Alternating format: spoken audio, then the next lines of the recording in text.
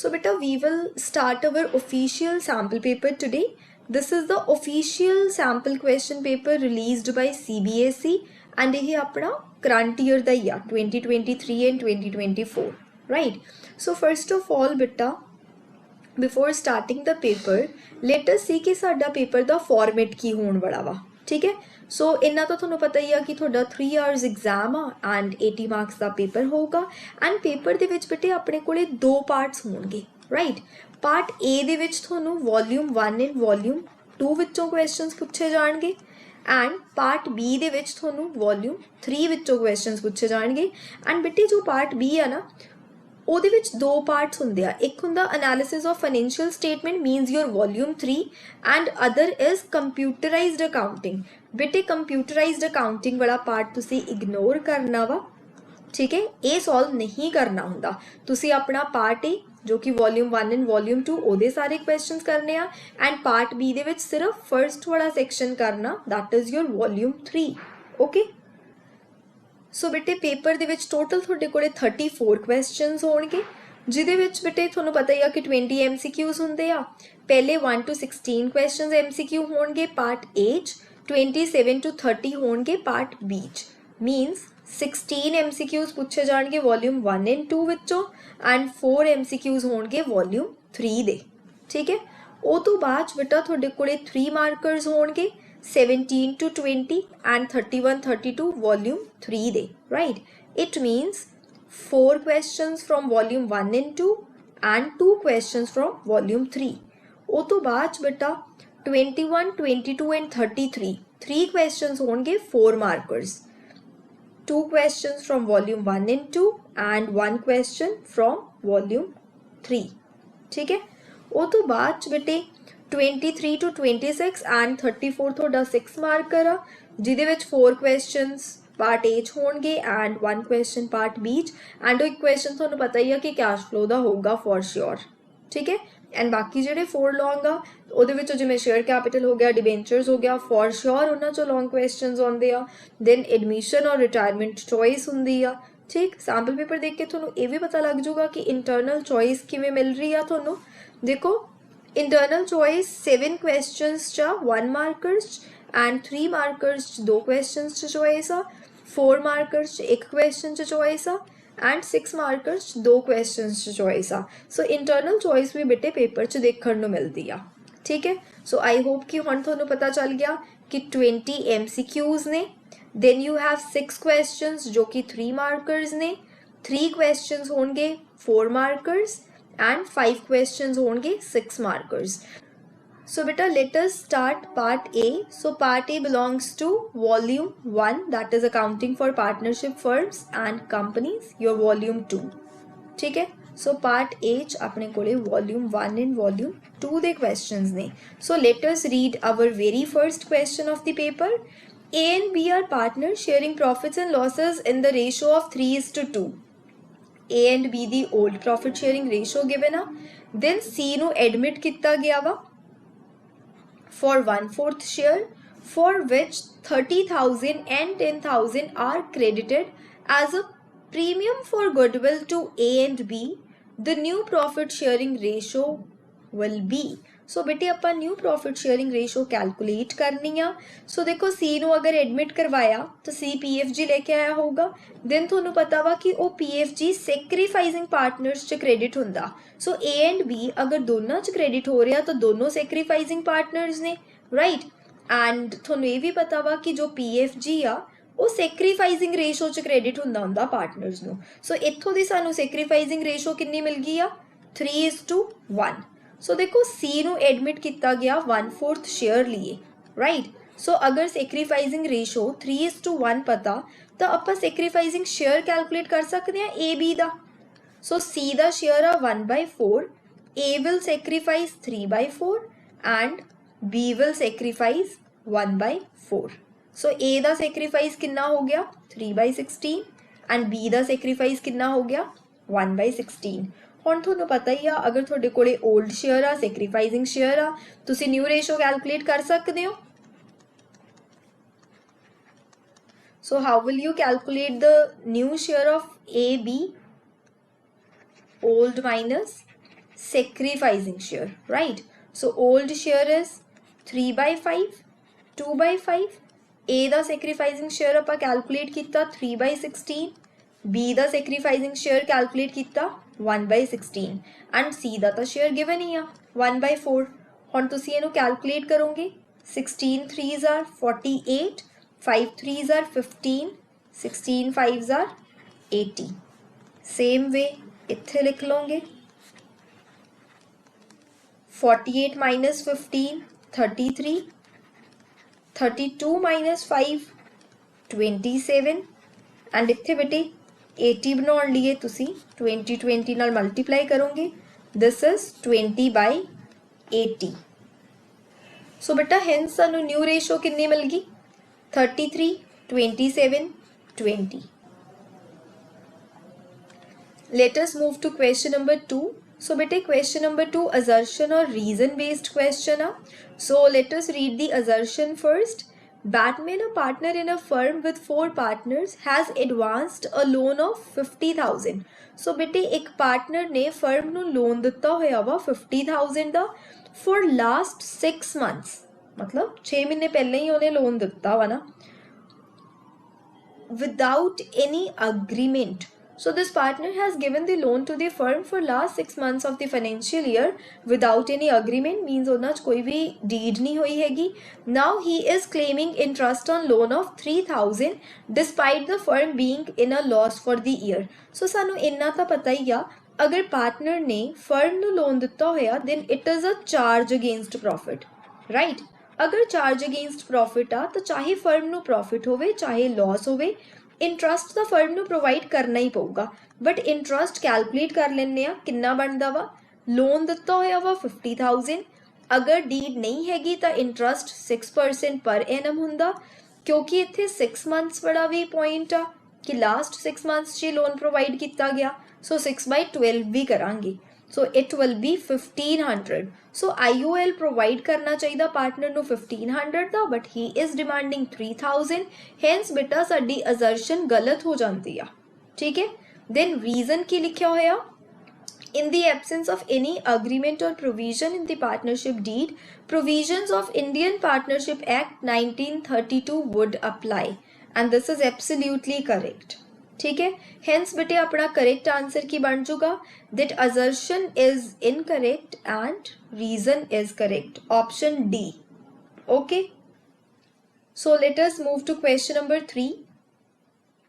बेटा यह share capital दा question uh if 10,000 shares of 10 each were forfeited for non-payment of final call money of 3 per share and 7,000 of these shares were reissued at the rate 11 per share as fully paid up, what is the minimum amount that company must collect at the time of reissue of the remaining 3,000 shares? So देखो बेटा वो की कह रहे हैं कि 10 rupees का एक share uh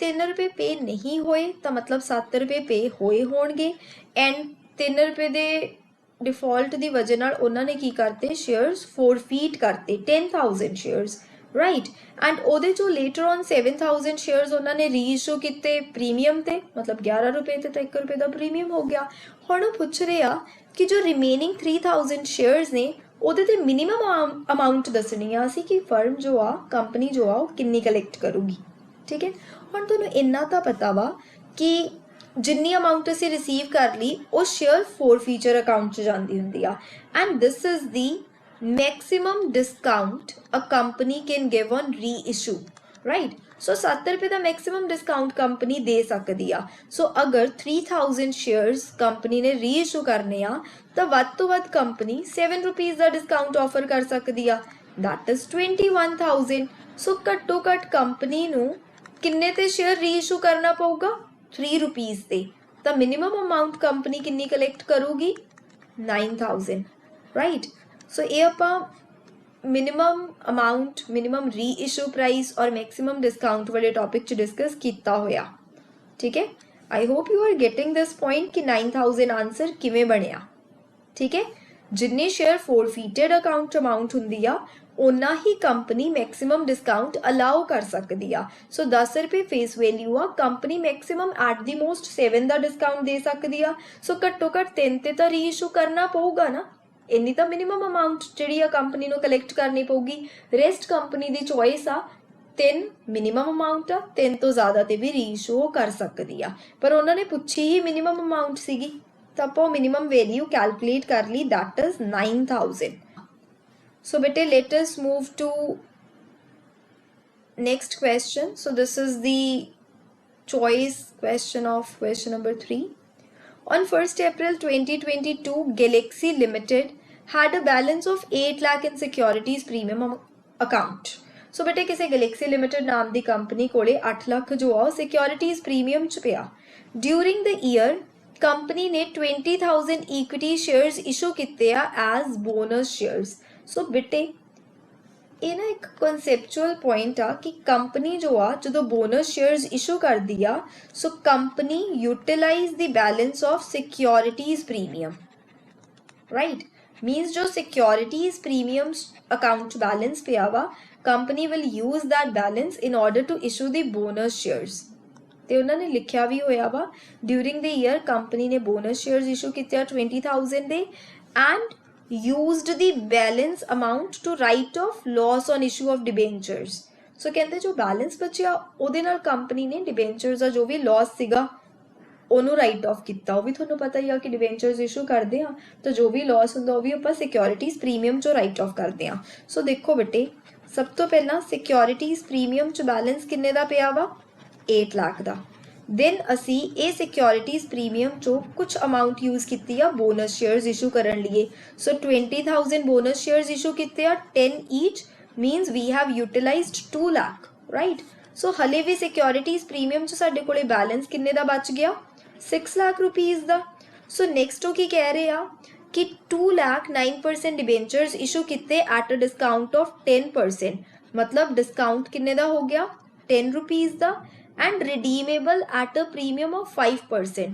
So premium on redemption किन्ने दा हो गया, 5 rupees दा, right, because 100 दा 5% will be 5। and थोनू पता ही है कि डिस्काउंट ते प्रीमियम ऑन रिडम्पशन ये दोनों loss on issue of debentures account च जाते हैं, ठीक है। सो इन टोटल सानू लॉस किन्ने दा हो गया, 15 दा। डिबेंचर्स किन्ने ने, 2 लाख इंटू 15 करांगे, वी विल गेट 30 lakhs। सो बच्चा 30 lakhs का साडे कोले लॉस आ एंड क्वेश्चन च उन्होंने मेन की पूछा, the amount to be charged to statement of P&L for the year for loss on issue of debentures would be.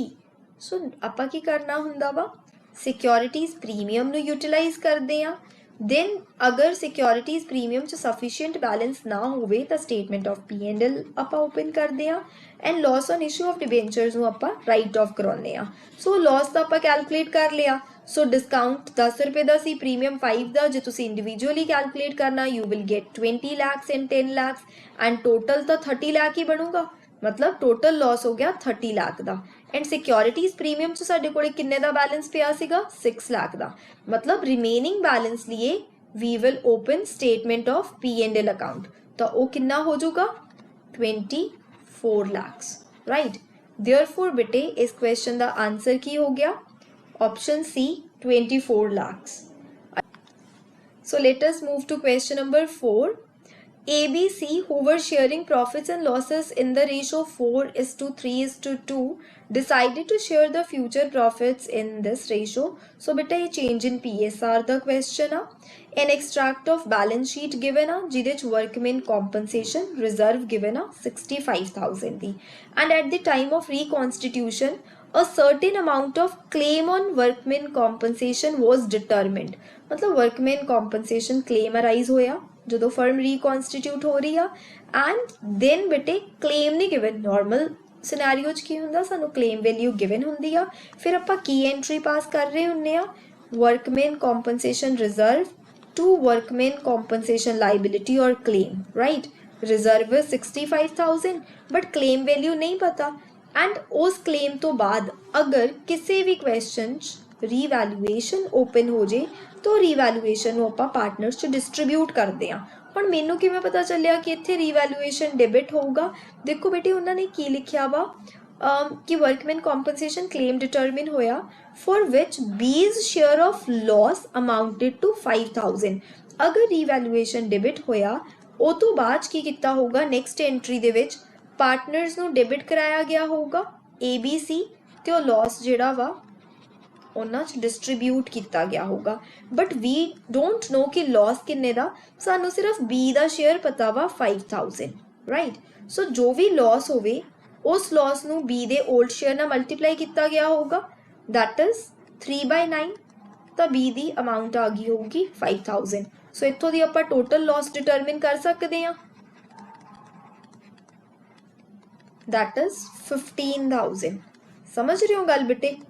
So revaluation loss 15,000 मतलब इत्थे वैल्यू होगी 15,000 दी।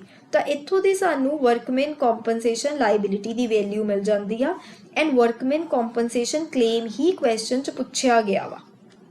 ठीक है, मैं एक बार थोड़ा दोबारा दस रही हाँ। देखो बेटा वर्कमैन कॉम्पनसेशन रिजर्व गिवन सी सानू एंड साडी पहली एंट्री की हुंदा कि workman compensation reserve partners to distribute कर दिंने आ in case there is no claim on account of workman compensation. And अगर क्लेम होवे तो क्लेम अमाउंट क्रेडिट करके remaining balance partners to distribute कर दें। बट इस क्वेश्चन चो की कह रहे हैं क्लेम की वैल्यू तो नहीं दिती हुई, बट वो कह रहे हैं कि ना B ਨੂੰ certain share of loss transfer ਕੀਤਾ ਗਿਆ, that is 5000। ਤੇ B ਨੂੰ loss ਕਿਉਂ ਟ੍ਰਾਂਸਫਰ ਕੀਤਾ ਗਿਆ ਹੋਊਗਾ?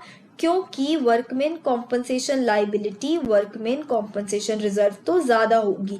ਜੇ ਆਹ ਵਾਲੀ ਸਿਚੁਏਸ਼ਨ ਹੋਵੇ ਤਾਂ ਹੀ ਬੇਟੇ ਲਾਸ ਹੋ ਰਿਹਾ ਹੁੰਦਾ, ਜਿਹਦੇ ਲਈ ਅਸੀਂ ਰੀਵੈਲੂਏਸ਼ਨ ਨੂੰ ਡੈਬਿਟ ਕਰਦੇ ਹਾਂ।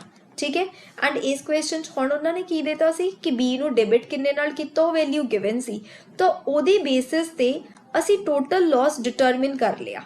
ਜਦੋਂ ਸਾਨੂੰ ਟੋਟਲ ਵੈਲਿਊ ਪਤਾ ਚੱਲ ਗਈ, ਉਹ ਵੈਲਿਊ ਆਪਾਂ ਇੱਥੇ ਪੁੱਟ ਕੀਤੀ ਤਾਂ workman compensation reserve plus loss ਪਤਾ ਚੱਲ ਗਿਆ ਕਿ ਲਾਇਬਿਲਿਟੀ ਦੀ ਅਮਾਊਂਟ ਕਿੰਨੀ ਆ, ਐਂਡ ਲਾਇਬਿਲਿਟੀ ਦੀ ਹੀ ਅਮਾਊਂਟ ਅਸੀਂ ਡਿਟਰਮਿਨ ਕਰਨੀ ਸੀਗੀ। ਠੀਕ ਹੈ, ਸੋ ਬੇਟਾ this is the question from chapter number 1। A, B and C are in partnership business and A ने firm ਦਾ 2 lakh use ਕੀਤਾ without the information to other partners and made a profit of 35,000 by using this amount. Which decision should be taken by the firm to rectify this situation? So as you all know कि अगर कोई partner firm दी property या firm दा पैसा use करके profit बना लेंदा, then that partner is liable to repay that amount along with the profit, right?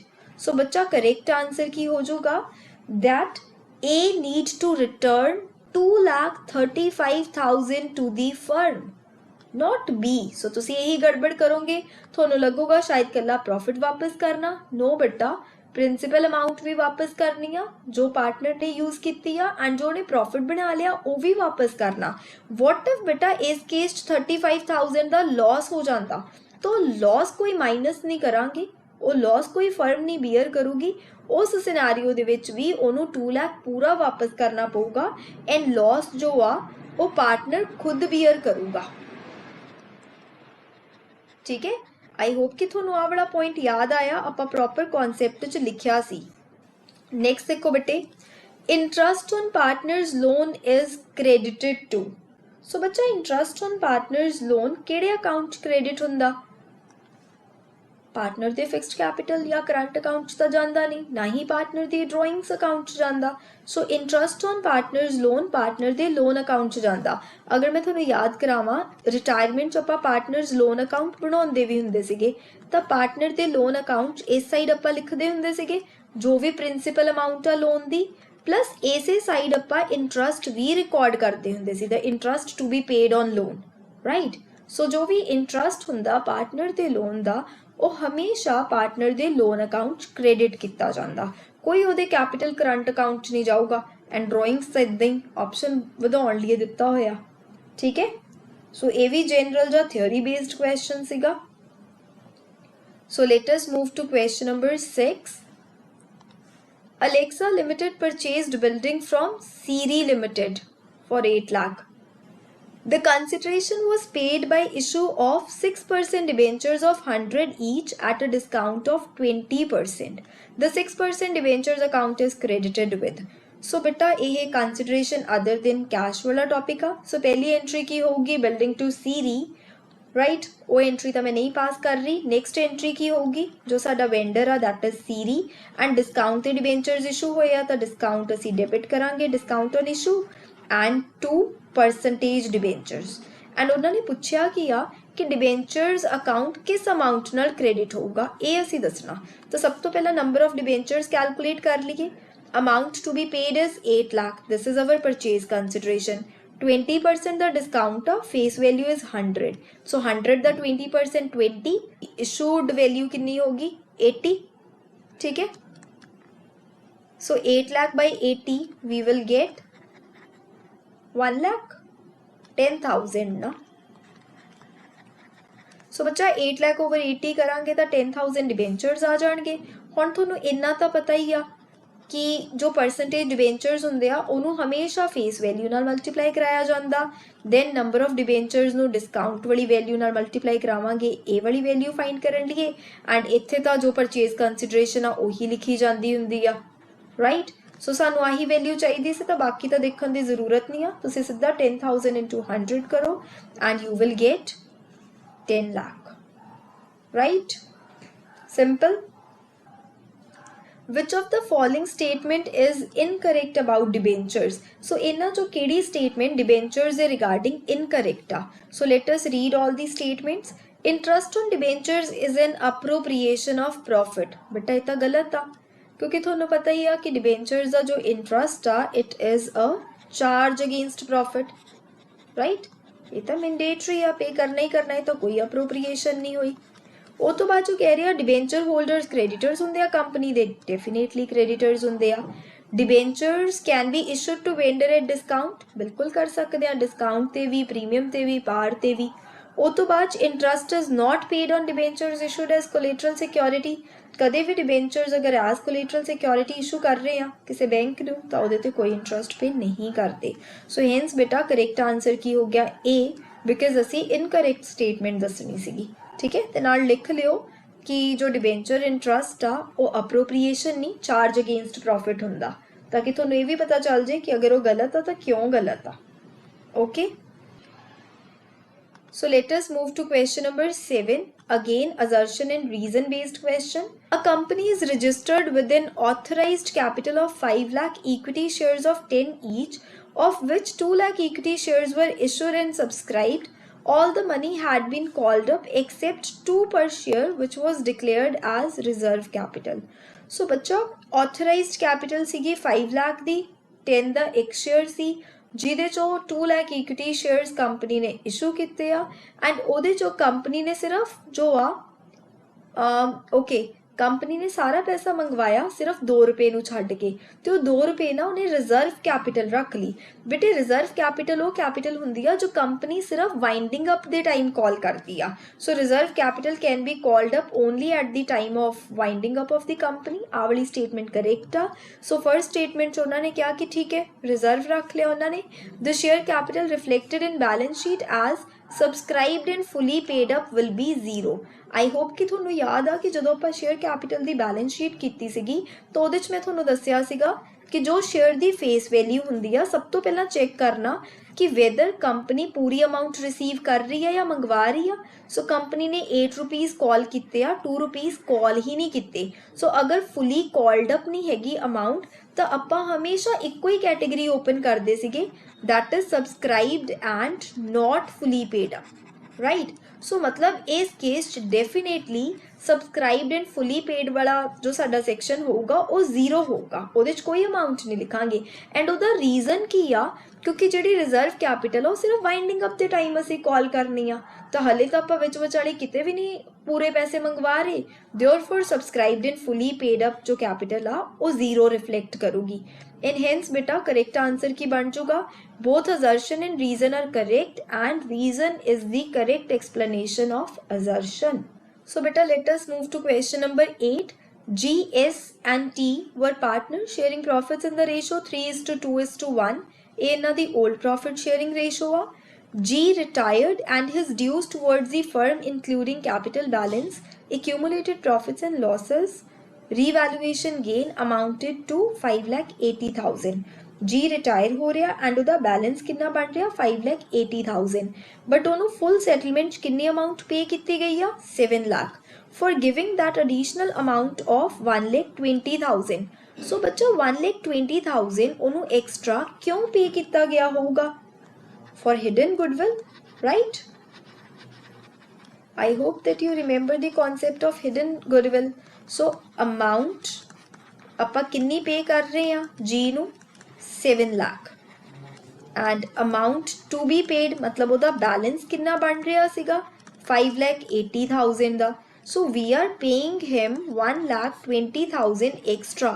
क्यों 1,20,000 extra pay कर रहे हैं बिकॉज ਇਹ ਉਹਦਾ ਗੁੱਡਵਿਲ ਦਾ ਸ਼ੇਅਰ ਆ. ਸੋ ਸਭ ਤੋਂ ਪਹਿਲੀ ਜੋ ਬੱਚੇ ਗਲਤੀ ਕਰਦੇ ਆ ਉਹਨਾਂ ਨੂੰ ਲੱਗਦਾ ਸ਼ਾਇਦ ਇਹ ਫਰਮ ਦੀ ਗੁੱਡਵਿਲ ਆ. ਬੇਟੇ this is G's share of goodwill, right? ਇਹ ਸਿਰਫ ਜੀ ਦਾ ਗੁੱਡਵਿਲ ਦਾ ਸ਼ੇਅਰ ਆ. ਓਕੇ, ਨੈਕਸਟ ਉਹ ਕੀ ਕਹਿ ਰਹੇ ਆ for giving okay S was debited for 40,000. Determine goodwill of the firm. We are supposed to determine the goodwill of the firm. So ਬੱਚਾ ਅਗਰ G ਦਾ ਸ਼ੇਅਰ ਦੇਖੀਏ that is 3/6, right? So अगर साडे कोले firm दी goodwill हुंदी, right? Firm's goodwill ਤਾਂ ਅਸੀਂ ਕੀ ਕਰਦੇ G ਦੇ ਸ਼ੇਅਰ ਨਾਲ ਮਲਟੀਪਲਾਈ ਕਰਦੇ, right? and ਸਾਡੇ ਕੋਲੇ G ਦੀ goodwill ਆ ਜਾਂਦੀ, ਠੀਕ ਹੈ? ਹੁਣ ਇਸ ਕੁਐਸਚਨ 'ਚ ਸਾਨੂੰ G ਦਾ ਸ਼ੇਅਰ ਵੀ ਪਤਾ that is 3/6 and G the goodwill ਵੀ ਪਤਾ that is 1,20,000 and ਅਸੀਂ firm ਦੀ goodwill calculate ਕਰਨੀ ਆ. ਤਾਂ ਆਪਾਂ ਕਰ ਸਕਦੇ ਹਾਂ ਫਰਮ ਦੀ ਗੁੱਡਵਿਲ ਕੈਲਕੂਲੇਟ. ਕਿਵੇਂ ਕੈਲਕੂਲੇਟ ਕਰ ਲਵਾਂਗੇ 1,20,000 into 6/3 and it will be 2,40,000. ਸੋ ਬੱਚਾ ਇਸ ਨੂੰ ਡੈਬਿਟ ਕੀਤਾ ਵਗੈਰਾ ਵਗੈਰਾ ਆ ਲਾਈਨ ਦਾ ਕੋਈ ਰੋਲ ਨਹੀਂ ਸੀਗਾ ਇਸ ਕੁਐਸਚਨ 'ਚ. Let us move to the next question. Anu, Banu and Chanu are partners. Chanu has been given a guarantee of minimum profit of 8,000 by the firm. Firm suffered a loss of 5,000 during the year. Capital account of Banu or Banu will be dash and dash. Okay. So beta ਇਹ ਹੈਗਾ ਵਾ ਆਪਣਾ guarantee ਵਾਲੇ topic ਦਾ question. ਸੋ ਸਭ ਤੋਂ ਪਹਿਲਾਂ ਇਹਨੂੰ star mark ਕਰੋ ਬਿਕਾਜ਼ ਗਾਰੰਟੀ ਵਾਲੇ ਕੇਸ ਦਾ ਨਾ ਇੰਪੋਰਟੈਂਟ ਕੇਸ ਹੁੰਦਾ ਸੀ ਜਦੋਂ ਫਰਮ ਨੂੰ ਲਾਸ ਹੋ ਰਿਹਾ. ਸੋ ਇਸ ਕੇਸ 'ਚ ਬੱਚੇ ਆਪਾਂ ਕੀ ਕਰਦੇ ਹੁੰਦੇ ਸੀਗੇ ਸਭ ਤੋਂ ਪਹਿਲਾਂ ਤੁਹਾਨੂੰ ਕੀ ਸਿਖਾਇਆ ਸੀਗਾ ਕਿ ਤੁਸੀਂ ਨਾ ਉਹ ਲਾਸ ਨੂੰ ਪਾਰਟਨਰਸ 'ਚ ਡਿਸਟਰੀਬਿਊਟ ਕਰ ਦਿਆ ਕਰੋ. ਸੋ ਦੇਖੋ ਮੈਂ ਤੁਹਾਨੂੰ ਇੱਥੇ ਕਰਕੇ ਦਿਖਾ ਰਹੀ ਹਾਂ. ਸੋ ਲਾਸ ਹੋਇਆ 5,000 ਦਾ.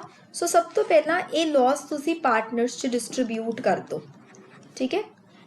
सो रेशो तो दिते नहीं हुई. सो आप इक्वली डिस्ट्रीब्यूट करांगे. सो 5,000 1/3 करोगे यू विल गेट 1,667 एंड इत्थे आपां कर दिन्ने आ 166. हुण ये अगर लॉस का शेयर आ तो ये तो हो गया जी नेगेटिव, राइट?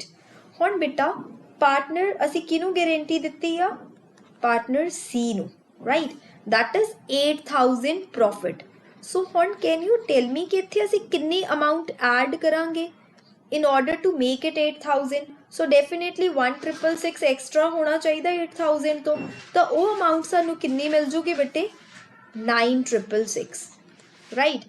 अगर मैं 9,666 चो 1,666 माइनस कर दिया तो 8,000 ही बन रहा वा, राइट? सो ਹੁਣ ਉਹਨਾਂ ਨੇ क्वेश्चन ਦੇ ਵਿੱਚ ਤੁਹਾਨੂੰ ਕੀ ਪੁੱਛਿਆ ਹੋਇਆ ਵਾ ਤੁਸੀਂ ਇਹ ਦੱਸਣਾ ਕਿ ਬਾਨੂ ਦਾ ਜੋ ਕੈਪੀਟਲ ਅਕਾਊਂਟ ਆ ਵੈਦਰ ਉਹ ਡੈਬਿਟ ਹੋਊਗਾ ਜਾਂ ਕ੍ਰੈਡਿਟ ਹੋਊਗਾ ਤੇ ਕਿਸ ਅਮਾਉਂਟ ਦੇ ਨਾਲ, ਠੀਕ ਹੈ? ਆ ਪਾਰਟਨਰ ਦਾ ਅਸੀਂ ਦੱਸਣਾ ਵਾ ਮੇਨ ਨੈਟ ਅਮਾਉਂਟ ਕਿ ਉਹ ਲਾਸ ਬਣ ਰਿਹਾ ਜਾਂ ਪ੍ਰੋਫਿਟ ਬਣ ਰਿਹਾ. ਹੁਣ ਤੁਹਾਨੂੰ ਇੰਨਾ ਪਤਾ ਵਾ ਕਿ ਆ ਹੋਗੀ deficiency, right? And this deficiency is to be borne by old partners, ਠੀਕ ਹੈ? ਹੁਣ ਉਹ ਪਾਰਟਨਰਸ ਕਿਵੇਂ ਬੀਅਰ ਕਰਨਗੇ ਬਿਕਾਜ਼ ਰੇਸ਼ੋ ਨਹੀਂ ਦਿੱਤੇ ਹੋਏ ਤਾਂ ਇਕੁਅਲ. ਸੋ 9,666 ਨੂੰ ਤੁਸੀਂ ਇਕੁਅਲੀ ਡਿਵਾਈਡ ਕਰੋਗੇ ਯੂ ਵਿਲ ਗੇਟ 4,833, ਰਾਈਟ? ਹੁਣ ਬੇਟਾ ਪਹਿਲਾਂ ਵੀ ਲਾਸ ਮਿਲ ਰਿਹਾ ਸੀਗਾ ਬਾਨੂ ਨੂੰ, ਹੈ ਨਾ? ਹੁਣ ਜਿਹੜੀ ਆ ਡੈਫੀਸ਼ੀਐਂਸੀ ਆ ਇਹ ਵੀ ਉਹਦੇ ਅਕਾਊਂਟ ਚੋਂ ਮਾਈਨਸ ਹੋਣੀ ਆ, ਤਾਂ ਮਤਲਬ ਟੋਟਲ ਉਹਦੇ ਅਕਾਊਂਟ ਚੋਂ ਕਿੰਨਾ ਮਾਈਨਸ ਹੋਣਾ ਵਾ 6500 ਐਂਡ ਬਿਕਾਜ਼ ਇਹ ਨੈਗੇਟਿਵ ਬੈਲੈਂਸ ਆ ਮੀਨਸ ਬਾਨੂ ਦਾ ਅਕਾਊਂਟ ਜੋ ਆ ਉਹ ਡੈਬਿਟ ਕੀਤਾ ਜਾਊਗਾ ਬਾਈ 6500। ਸੋ ਸਾਡਾ ਕਰੈਕਟ ਆਪਸ਼ਨ ਕੀ ਹੋ ਜਾਂਦਾ, option B, that is ਬਾਨੂ's account will be debited by 6500।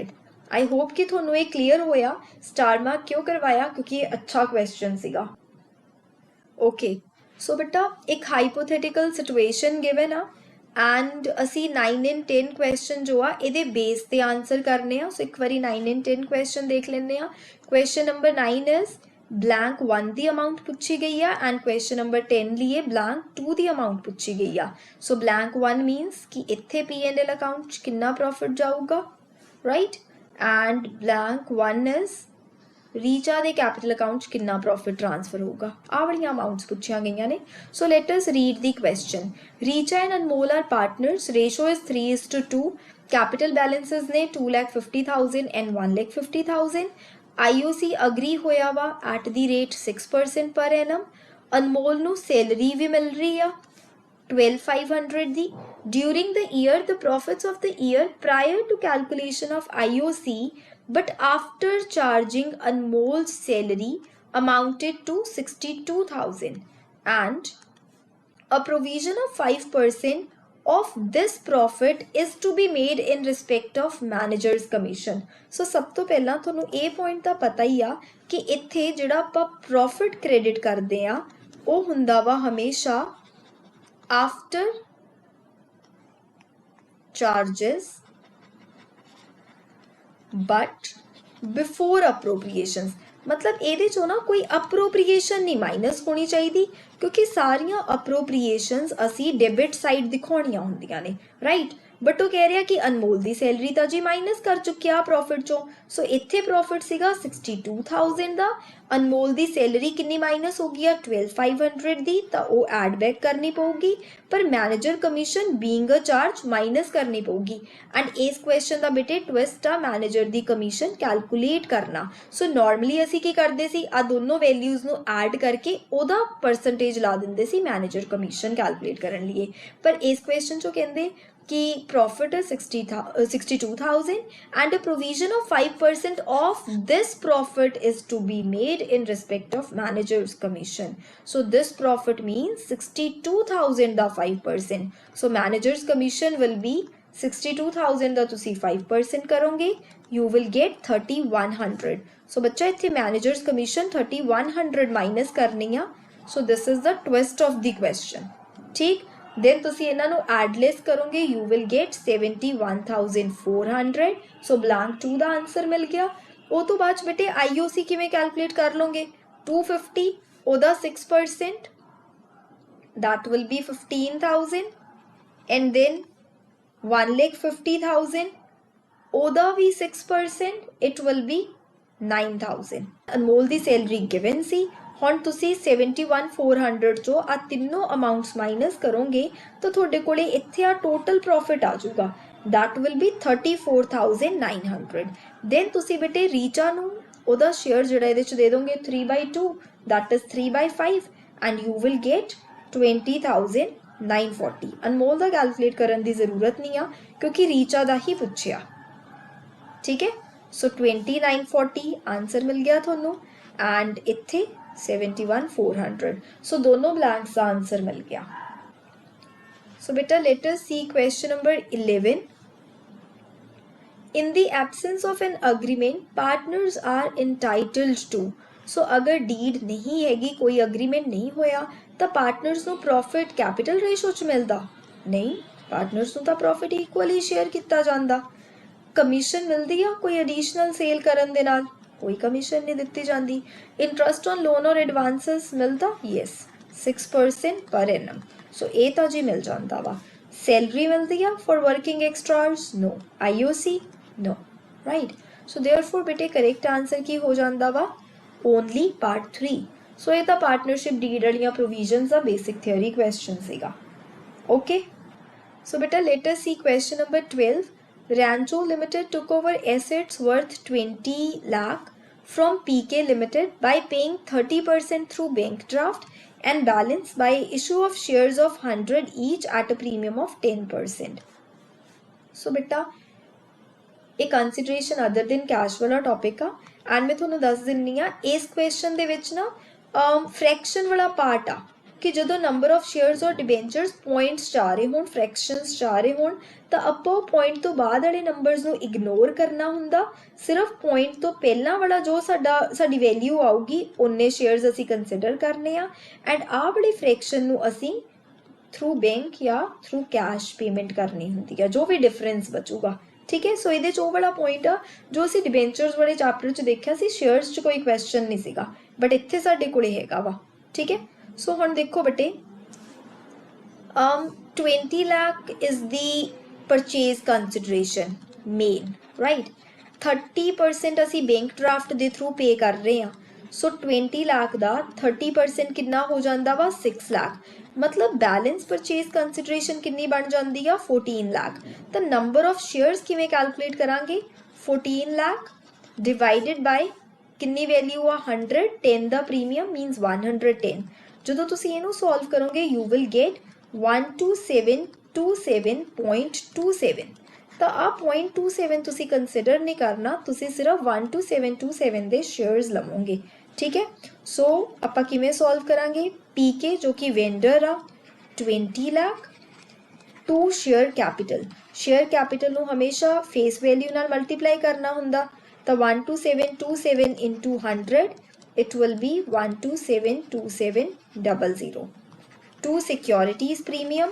and premium are 10 rupees so it will be 127,270 right ਉਹ ਤੋਂ ਬਾਅਦ ਬੇਟੇ टू बैंक एंड बैंक ਦੇ ਵਿੱਚ 6 लाख ਤਾਂ ਸੀਗਾ ਹੀ ਜੋ ਅਸੀਂ 30% थ्रू बैंक पे ਕੀਤਾ प्लस जो भी साडा बैलेंस बचूगा इस फ्रैक्शन का मतलब ये बैंक च बैलेंसिंग फिगर चली जाऊगी एंड जो तुसी सॉल्व करोगे देखोगे कि 30 का बैलेंस भी बच रहा सो here you will gate 6,30,000 right and जो तुसी ये वाली एंट्री लभोगे अपने ऑप्शंस यू विल सी कि बी पार्ट थोड़ा मैच करूगा ठीक है सो ये बैंक की अमाउंट 6 लाख तो 6,30,000 किवें होगी वो 30 रुपीज़ क्यों आ गए क्योंकि इत्थे बटे जो साडे नंबर ऑफ शेयर सी वो डेसीमल च आ रहे सी तो जिहड़ा फ्रैक्शन वाला पार्ट है it has to be paid through bank या थ्रू कैश ठीक है सो बेटा let us move to question number 13 a company forfeited 3,000 shares of 10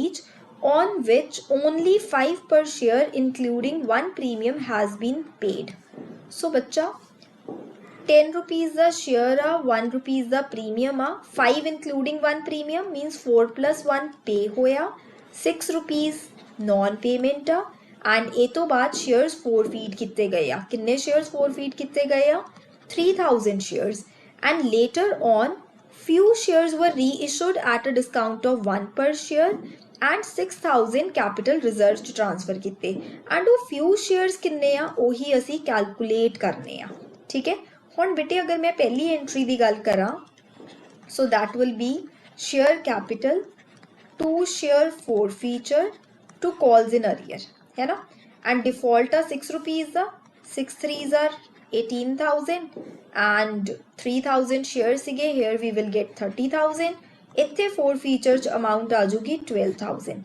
I hope कि तुहानू इन्नी चीज़ समझ आई कि forfeiture च अमाउंट 12 किवें बनी वैसे ये एक्सक्लूडिंग प्रीमियम आपां देखना हुंदा ना कि कितनी अमाउंट रिसीव कर ली सो 3,000 into 4 सी डायरैक्टली भी तुहानू मिल जाना सी वो तो बाद रीइशू की अगर एंट्री तुसी पास करदे हो तो जिन्ने भी शेयर्स ने डिस्काउंट आ 1 रुपीज़ का तो इंटू 1 करके इत्थे शेयर forfeiture च वैल्यू आ जाती तो इत्थे साडे कोले शेयर कैपिटल आ then third entry capital reserve की वैल्यू पहले ही गिवन है इस क्वेश्चन ठीक है दैट इज 6,000 और थोनू बेटे एक फॉर्मूला करवाया हुआ कैपिटल रिजर्व कैलकुलेट करन दा वो फॉर्मूला की आ number of shares reissued divided by number of shares forfeited into 1 minus 2 is equals to capital reserve सो किन्ने शेयर्स रीइशू होया नहीं पता forfeit किन्ने होया 3,000 आ 1 की हुंदा वा जिन्नी अमाउंट इत्थे आपां forfeiture च क्रेडिट कीती आ दैट इज 12,000 एंड आ 2 की हुंदा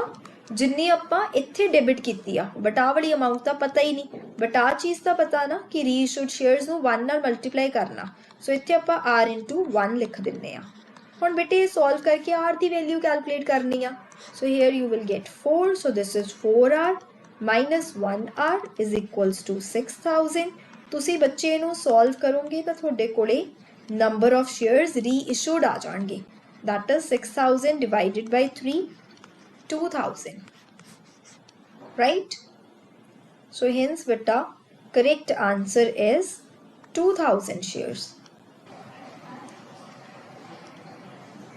so beta let us move to the next question number 14 X and Y are partners in a firm and ਉਹਨਾਂ ਦੀਆਂ capitals given are 18,000 20,000 Z brings 10,000 for his share of goodwill and he is required to bring proportionate capital for 1/3 share in profits सो बटे ये ना capital adjustment का question आ उन्होंने proper नहीं mention किया but अगर वो लिख रहे हैं that Z brings 10,000 for goodwill मीनस Z admit कराया गया ठीक है सो बच्चा इस केस जो उन्हें प्रोपोर्शनेट कैपिटल लेके आनी है मतलब जो आप न्यू पार्टनर की कैपिटल कैलकुलेट करनी होंगी आ तो आप सब तो पहला टोटल कैपिटल कैलकुलेट करते हैं on the basis of old partners so total capital आप किवें कैलकुलेट करते हैं combined adjusted capital of old partners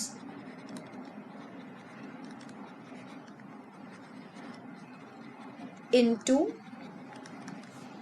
reciprocal of their share ठीक है सब तो पहला अगर उन्होंने शेयर की गल की जाए नवे पार्टनर का शेयर आ 1/3 तो रिमेनिंग शेयर कितना हो जाऊगा बेटे 2/3 तो थोनों सिखाया सीगा कि रिमेनिंग का ही रेसीप्रोकल करना होंदा ਹੁਣ ਕੰਬਾਈਨਡ ਐਡਜਸਟਡ ਕੈਪੀਟਲ ਕਿੰਨੀ ਹੋ ਜਾਊਗੀ ਬੱਚਾ ਦੇਖੋ 18000 x ਦੀ ਕੈਪੀਟਲ ਆ 20000 y ਦੀ ਕੈਪੀਟਲ ਆ ਐਂਡ जो Z आ वो 10,000 PFG लेके आऊगा वो भी तो पार्टनर्स च वंडिया जाऊगा तो अपन वो भी ऐड करना पऊगा रिमेनिंग दा रेसिप्रोकल करना दैट इज 3/2 तुसी इनू सॉल्व करोगे बेटा you will gate 72,000 this is the capital of the firm हुण इहदे चों तुसी की करना Z दा शेयर कैलकुलेट कर लेना तो तुसी की करोगे 72,000 इंटू 1/3 तो तुहानू Z दी कैपिटल मिल जूगी दैट इज 24,000 नेक्स्ट देखो बेटा नेक्स्ट है इंटरेस्ट ऑन ड्रॉइंग्स का क्वेश्चन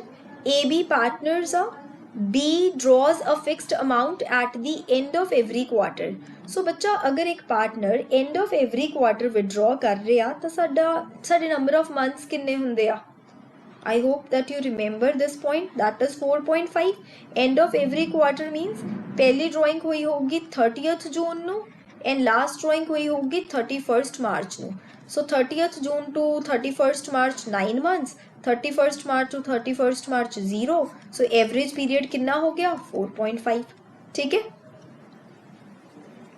वो तो बाद देखो rate is 15% and B दियां okay interest given a bit is question 9,000 and we are supposed to calculate the drawings of B so अगर आंसर च पर क्वार्टर दिख रहा so I am assuming कि पर क्वार्टर दियां drawings हैगियां x ओनू 4 नाल multiply करावांगे then rate of interest is 15% and average period is 4.5 and answer given here that is 9,000 ਹੁਣ ਇੱਥੋਂ ਦੀ ਬੇਟੇ ਤੁਸੀਂ x ਦੀ ਵੈਲਿਊ ਕੈਲਕੂਲੇਟ ਕਰ ਸਕਦੇ ਹੋ that is 9,000 into 1/4 100 by 15 12 by 4.5 ठीक है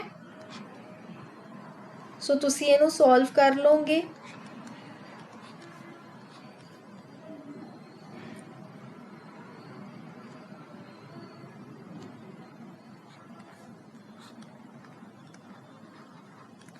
and you will get 40,000 right beta so hence 40,000 per quarter जो आ साडा करेक्ट आंसर हो जाएगा नेक्स्ट देखो बेटा Sham Gopal and Arjun are partners carrying on garment business Sham withdrew 10,000 in the beginning of each quarter अगर हर एक quarter the beginning चो ने विड्रॉ किया तो टाइम पीरियड कितना लगूगा बेटे 7.5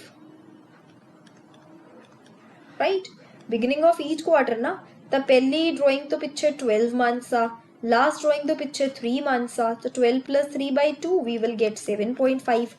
Next partner given a Gopal withdrew garments amounted to 15,000 to distribute it to flood victims. So बच्चा 15,000 कुछ भी नहीं लिखा होया, मतलब during the year withdraw होया. So average period हो जाऊगा 6 months. ਜਦੋਂ ਨਾ कुछ ਦਿੱਤਾ ਹੋਵੇ ਤਾਂ ਆਪਾਂ 6 ਮਹੀਨਿਆਂ ਤੇ ਲਾਉਣੇ ਹੁੰਦੇ ਆ ਨਾ ਇੰਟਰਸਟ. ਉਹ ਤੋਂ ਬਾਅਦ next partner given ਆ Arjun, he withdrew 20,000 from his capital account. बेटे अगर किसी पार्टनर ने कैपिटल अकाउंट चो विड्रू किया, this is withdrawal against capital. And I hope कि थोनों याद आ कि जो विड्रॉल अगेंस्ट कैपिटल हुंदा वो परमानेंट नेचर दा हुंदा एंड ओनू असी IOC दी कैलकुलेशन च यूज़ करते हैं, IOD दी कैलकुलेशन च नहीं. तो अगर उन्हें अपने कैपिटल अकाउंट चो कुछ विड्रू किया वा तो मतलब अर्जुन दियां ड्राइंग्स से तो कोई भी इंटरस्ट नहीं लगूगा. तो इत्थों ही पता लग जाता कि ऑप्शन ए ते बी का आंसर होणगे ही नहीं. ठीक है, सी या डी चो होगा. सो आप कैलकुलेट कर लेने. शाम दा IOD that is 10,000 in the beginning of each quarter, 4 नाल मल्टीप्लाई करोगे. Rate of interest is 10% and average period is 7.5 by 12 and we will get 2,500. And Gopal the 15,000 during the year. So 15,000 the 10% for 6 months it will be 750. अगर साडा जो withdrawal आ वो against capital आ permanent nature दा वा तो आपां उहदे ते कदे IOD लाउंदे ही नहीं गए. So बेटे let us move to question number 16. On the day of dissolution of the firm, Roop Brothers had partners capital amounting to 1,50,000, external liabilities ने 35,000 दिया, cash the balance uh 8,000, P&L the debit balance uh 7,000. Then given a realization expense and loss on realization 5,000 and 25,000 they, we are supposed to calculate the amount realized by sale of asset. So ये memorandum balance sheet वाला question हो गया. पहला सानू assets दी book value भी तो लभनी पऊगी. सो मैं एक रफ जा बना रही हाँ balance sheet. Capital balance is given आ 1,50,000 दे, लाइबिलिटीज गिवन आ 35,000 दियाँ, वो तो बाद कैश बैलेंस गिवन आ 8,000 दा एंड P&L दा डेबिट बैलेंस भी एसेट साइड लिखांगे 7,000. हुण बेटे इधर तुहाडे कोले टोटल कितना बन रहा वा 1,85,000, इधर सिर्फ 15 बन रहा. तो साडे कोले जिहड़ी बैलेंसिंग फिगर आ वो एसेट्स आ गए है ना. So that is 1,70,000. I hope कि थोनों आ समझ आया कि एसेट्स किवें कैलकुलेट कीते. वो तो बाद रियलाइजेशन अकाउंट आही एसेट्स जिहड़े ने आपां इस साइड ट्रांसफर करने हुंदे आ, दैट इज 1,70,000 एंड इस साइड आपां एक्सटर्नल लाइबिलिटीज ट्रांसफर करते हैं, दैट इज 35,000. फिर उन्होंने लिख के दिता वा कि असी एक्सपेंसिस पे किते आ 5,000 दे एंड रियलाइजेशन दा लॉस हो गया 25,000 का. तो तुसी ये दसना कि एसेट किन्ने दे रियलाइज होए आ. सो आ बड़ी वैल्यू कैलकुलेट करनी है जो कि बैलेंसिंग फिगर होगी. बट इंपॉर्टेंट पॉइंट की आ बेटा कि जो आ लाइबिलिटीज ने ये भी तो पे होणगियां. जे कुछ नहीं लिखिया तो आपां इन्हां नूं बुक वैल्यू ते ही पे करा दांगे जिन्नी अमाउंट गिवन आ. सो हुण तुसी इत्थों दी सिर्फ अपनी बैलेंसिंग फिगर कैलकुलेट करनी आ, वो एसेट्स दी रियलाइज्ड वैल्यू आ जाऊगी and that will be 1,50,000. समझ गए. ठीक है. सो सब तो पहले इत्थों दी असी सन्ड्री एसेट्स दी जो भी वो मिसिंग वैल्यू सी वो कैलकुलेट कीती, इत्थे पुट कीता. देन हो सकता कि बच्चे आ 35 ना लिखण, जे आ नहीं लिखिया तो वैल्यू गलत होगी. तो ये थोनों अगर बेसिक कॉन्सैप्ट्स याद आ, अगर तुसी हर एक चैप्टर को कॉन्सैप्चुअली पढ़िया होया ना तो थोनों दिक्कत नहीं आऊगी.